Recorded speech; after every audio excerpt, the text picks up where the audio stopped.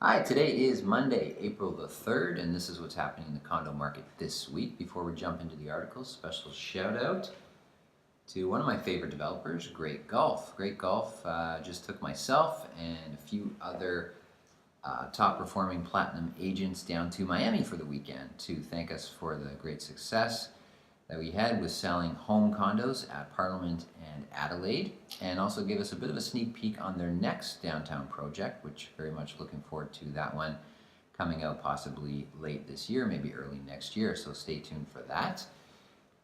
Let's jump into the articles this week, and the first one is from the Toronto Star, talking about Terrion. This was a big news in the past week. Province stripping Terrion of builder regulator role. Citing conflict of interest concerns, the Ontario government will create a standalone home builder regulator separate from the warranty provider. So Terrion is the company that manages the warranty program for all new homes and new condos in Ontario.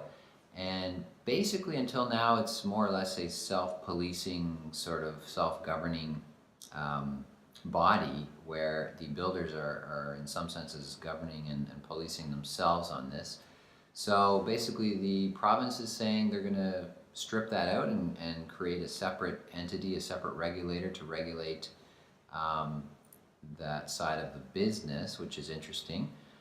They're also talking about perhaps bringing in more companies, so not just have one company doing the warranties. They're sort of breaking up a monopoly in that sense.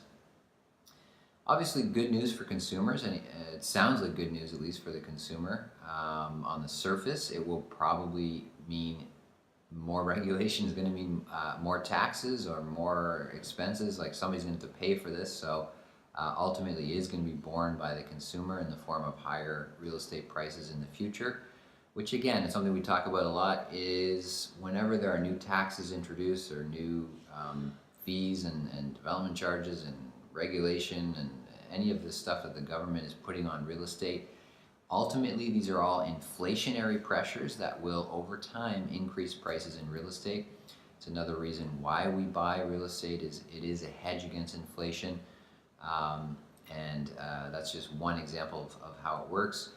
We'll see. Hopefully this ends up being good news for consumers at the end of the day, and hopefully makes the industry better. On the surface, like I said, it does make a lot of sense to do something like this, and we'll see. We'll see how this plays out. Definitely it will result in higher real estate prices in the future whenever this does come down. So we will look at the next article, which is also from the Toronto Star. Headline: Toronto Province eye vacancy tax on unoccupied homes and rentals. An empty residence tax might curb property speculation and open up some housing for families, is the sub-headline. So yeah, key word is might. This might have some effect on the real estate market. So a lot of headlines around Toronto has 65,000 vacant homes, right? And you might have heard that. You might have heard people talking about, look at all these vacant homes in Toronto. There's all these, the attachment to this is all these speculators, foreign buyers, whoever the boogeyman is right now, are buying up properties and they're just leaving them sitting empty.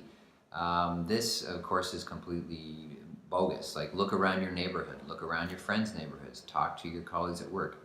Are there any empty homes anywhere that you know of in your neighborhood? Are there any empty condos in your condo building that are just sitting there? It's not happening. The Igor Grigorievich on Twitter, I'll include a link below here, he had some great insights into this, and basically he was saying, look, the percentage of vacant homes in Toronto is unchanged. It's the same as it's been for the last 10, 15 years, more or less. Sure, the number of homes that are vacant, as defined by Stats Canada, is going up, but the city is growing. The total number of homes in the city is growing, so the percentage of vacant homes is flat. It's the same. This is really not. It's a non-issue. Vacant homes. If you look at how vacant homes are actually defined by Stats Canada, It includes so many different things. It's not what you think, where it's just somebody's buying a home and they're just leaving it empty and just basically speculation. That's not the case. I mean, something could be vacant where it's a brand new home that the builder has completed, or condo, but it hasn't sold yet. That's considered vacant. It could be you sold your house to somebody and they bought it and they took possession, but they haven't moved in yet. That's considered vacant. It could be things like you didn't fill out the StatsCan survey, so that could be marked as vacant. It could be you're renting your home to students, or somebody here on a temporary visa or something like that, where they don't have a principal residence, where they live is not declared as their principal residence. That's considered vacant. So there's no cause for alarm. There's no wide-scale conspiracy or speculation going on the market where there's all these homes just sitting there vacant.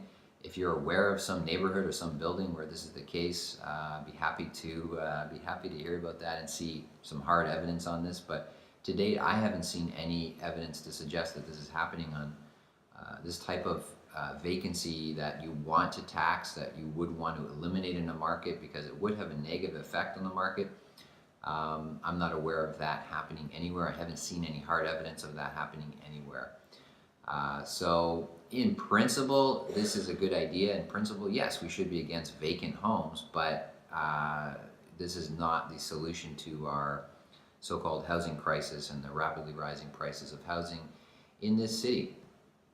The next article is a great piece by David LaRocque. He's a mortgage broker, and he writes weekly articles on mortgages and mortgage rates and what's happening in the economy over on movesmartly.com.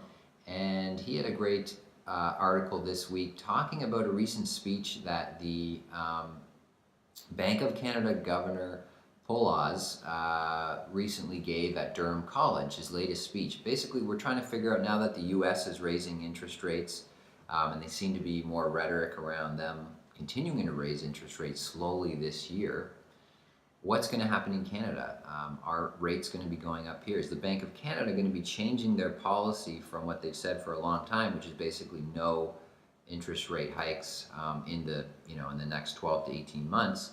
Is that going to change? Latest GDP numbers showing that Canada's economy is actually growing a little bit better than expected. Basically, the answer is no. There's not going to be any change to the policies as far as we know right now. Nothing to say that things could change, but there's no indication that rates are going to be going up anytime soon. The basic takeaway here from what the governor the bank is saying is Canada's economy is still in recovery mode. We're still getting back on track, back to normality from the Great Recession. So we're still slowly kind of rebuilding to where we were before, and sort of trying to come out of the legacy of that Great Recession. Also interesting of note, that it's springtime now, and mortgage rates, if anything, are actually coming down again. Every spring we see this. It's a pattern.